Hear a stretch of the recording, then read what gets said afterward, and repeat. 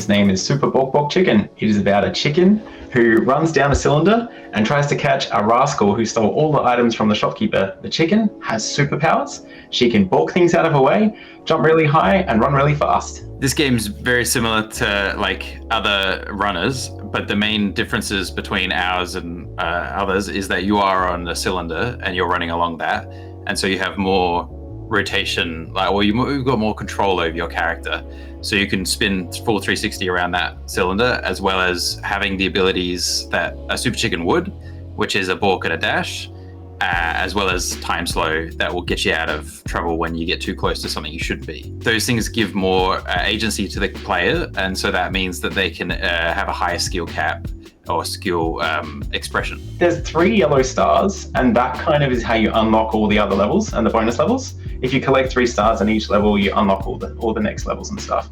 But after that, there's 3 red stars and 3 purple stars. And if you're getting to the 3 purple stars, you're probably already on the leaderboard. You just need to go a little bit further to try and get top of the world. But mostly you're limited by your skill. The game does get faster as you go. And so at a certain point, you will run out of reaction speed, and Clucky will run into something, and that will be the end of the run. Another thing that separates Bawk Bawk is the item combinations. Some of them are passive effects, but not all of them. And because you can mix and match the 3 different items and just the quirkiness of the items, like we have first-person shooter glasses that puts the camera in Clucky's head because Scott loves first-person shooters, so we thought, let's get him to enjoy the game as well. We have one that makes Clucky really big, but she can take a few hits and then shrinks back down. We've just added a pufferfish set, which turns Clucky into a pufferfish if she gets in danger, and I absolutely love that because it just looks so awesome. Scott's done an amazing model. So I think just the combination and strategy behind mixing and matching the items for the different levels, because there's so many different obstacles and they're not all the same. They all have different mechanics and different little win conditions that you can find to like optimize and min-max going past them without hitting them. So I think the strategy of it also plays into it, and the progression. The levels are endless, but there are more than one level. So there's like actually 8 levels in each area, and there's 6 areas in total. But we also have a whole bunch of bonus levels, and if you're looking for quirky fun, the bonus levels are where it's at. Like the base game is quirky fun for sure, but if you go into the bonus levels, you get a level that's fully trampolines with massive bees, and it's just like giant ducks, big frogs. Like we've got it all in the bonus levels, and that's where we really sort of just said, it doesn't have to match the world anymore, let's just have fun. As well as that, you do have a global high scoreboard. So I mentioned that levels go on forever. So if you want to and have the skills, you can try and be the highest score in the world for each level. And that's another challenge that you can give yourself during the game. Another thing that I don't think you brought up was catching Rascal. That's one thing you got to do in every of the campaign levels. You got to catch him, and if you do, you unlock items in the store. So that's how you get them. And Rascal's pretty elusive. He starts at 1 star and he gives you a common item, and then later levels will give you 2-star Rascal, and he gets a bit harder. And then there's a 3-star Rascal, and it's even harder.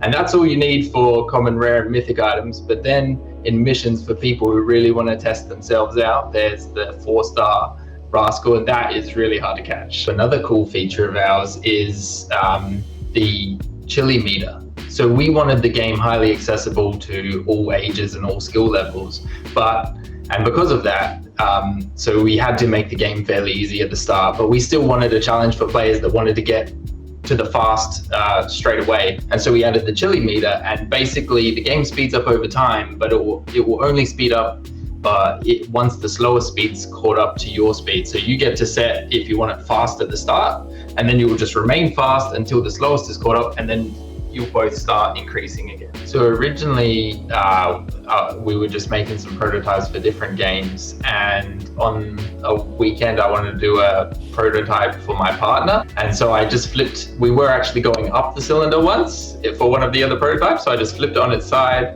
and then got a chicken asset from the asset store, which we don't use anymore, but just to get it in, and then Super Bawk Bawk Chicken was made.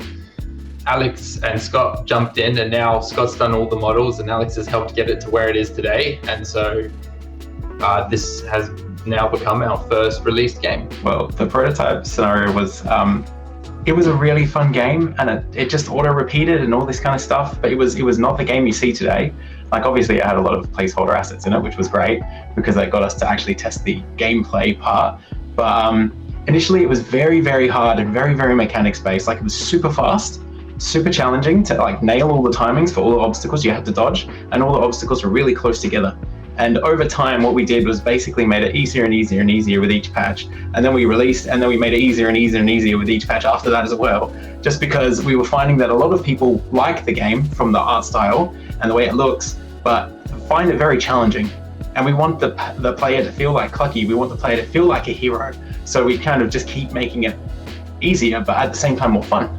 So that's kind of a little bit of the iteration. We kind of grew up playing games together, and we're just really close.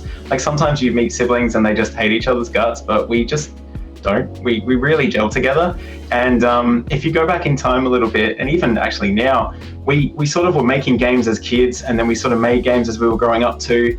And we have this kind of thing we do around Christmas time that we call Quizmas, where we make quizzes or games for each other, and we just share them with each other. So we were already kind of working together, but not really. And we never thought, oh, this is the right one to release. But when Luke came up with a prototype for Super Bawk Bawk Chicken, we thought, hey, maybe this has the scope, like its size, that we can actually release it and share this with everyone. And we shared it with a couple of family members and friends, and they loved it. So we were like, yeah, this is the one. And so we kind of stuck with that. But Scott being like the main artist and Luke and I being programmers, we thought, I think we can do this, and I think we just need us. It'll probably work. Then we did realize that eventually we needed music as well. And so we got Chris Norton in, and he did an amazing job. Even if you don't like this game, check out the soundtrack. It's on like everything. And he just did so well. It's just amazing music. One thing you might not know is we voiced all the animals ourselves.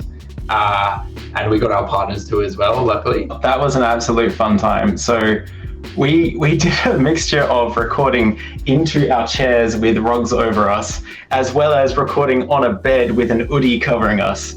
And that was just to block out all the, ambient noise and stuff. But we were under there making absolute silly noises. Like you've heard, if you've seen the game, you'll know what we're talking about. Play a Messy Muds level and listen to the pigs. Yes, that is us. And yes, it was silly and we did laugh a lot. But one of the stories I have about this is I went on a family holiday recently just before the Haunting Horrors update, and I was editing the sounds. And I was in the airport working because I was a little bit behind schedule, so I had to do it while I was waiting for the plane. And I couldn't help myself but burst out laughing every time I listened to one of our recordings because we're just having a go at making these silly, spooky noises. And I think it must have looked very funny from anyone else at the airport, seeing this guy on his laptop just laughing. I don't think you see that every day at the airport, but it was definitely me, and I just had so much fun. We've just launched our 12th major update since launch? So launch was July last year on Steam, and it was at the start of the year this year for mobile. And since then we've done 12 major updates. The most recent one being the puffer set Luke mentioned before. After that, we do plan to do a Christmas update, so that'll be sometime around December. Other than that, we have lots of prototypes. As we mentioned before, that's just what we do. We make prototypes, especially Luke. He's like a prototype machine. And so we're going to pick a couple, and then we'll see which ones work out best when we actually present it to everyone else, I guess. What's your go-to caffeinated beverage when working on the game? Oof. For me, that's easily Pepsi Max. Always been a Pepsi Max fan, so that's my beverage of choice. I like diluting no sugar peach iced tea from Lipton, and then also putting ice as well, just because it's super sweet. So you've got to dilute it. Plus, you get more out of each bottle. Yeah, I have a coffee machine, and we buy the beans from a specific place, and it's really lovely. I can't really work or function in a day without a cappuccino, and I make a double shot one at home, and that does me just fine.